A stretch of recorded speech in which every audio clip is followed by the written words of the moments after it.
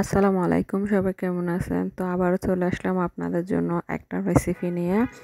তো এখন যেহেতু শীতকাল, অ্যাভেলেবেল সবজি পাওয়া যায় এবং তাজা তাজা ফ্রেশ সবজি পাওয়া যায় এবং মিক্সার সবজি দিয়ে বিভিন্ন রকমের সবজি দিয়ে আমি একটা রান্না করেছি।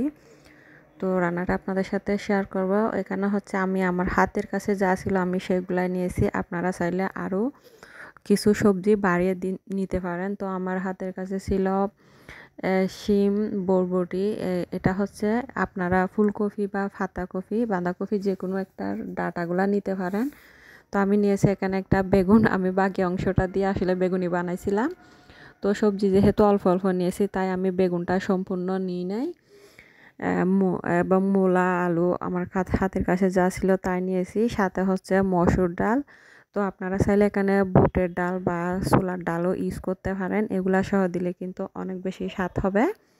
আমি আমার হাতের কাছে যা ছিল তা নিয়েছি। তো আমি সবগুলা সবজি কেটে নিয়েছি। এখানে হচ্ছে তার মধ্যে হচ্ছে মূলাগুলা আগে থেকে একটু কেটে লবণ দিয়ে মাখিয়ে রাখবেন, আর না হলে টানা হলে একটু ভাপ দিয়ে পানিটা ফেলে দিবেন, যেহেতু মূলার একটা আলাদা ঘ্রাণ থাকে সেজন্য। তো আমি এখানে যে শক্তগুলা ফেলে দিয়েছি, আমি নিয়েছি এগুলো হচ্ছে ফুলকপির ডাঁটা। এই ফুলকপির ডাঁটাগুলা দিয়ে কিন্তু একটা ভর্তা করা যায়, এটা অন্যরকম স্বাদ। আমি যদি সম্ভব হয় এক সময় শেয়ার করব।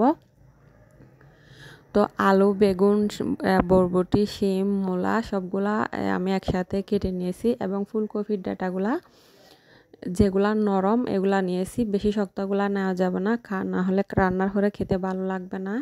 তো আমি সবগুলা ভালো করে ধুয়ে সিদ্ধ করতে বসিয়ে দিয়েছি। সাথে হচ্ছে পরিমাণ মতো মশলা গুঁড়া এবং হলুদ গুঁড়া দিয়েছি।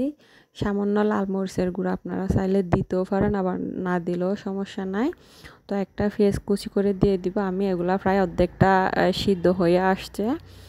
এরপর হচ্ছে কিছু আপনারা ওই কাঁচামরিচ ফালি করে দিবেন, এই যে আমি যেমন দিয়েছি। আস্ত মশলার মধ্যে তেজপাতা, এলাচ এবং দারচিনি এই তিনটা দিতে পারেন। এগুলা দিলে আর আলাদা একটা স্বাদ বা ঘ্রাণ বেড়ে ফ্লেভার।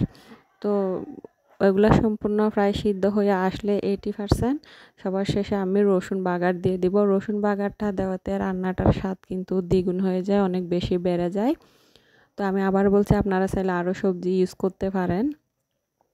তো আমার রান্নাটা প্রায় শেষ। শীতকালে এভাবে রান্নাটা করলে মানে অনেক বেশি ভালো লাগে। তো হচ্ছে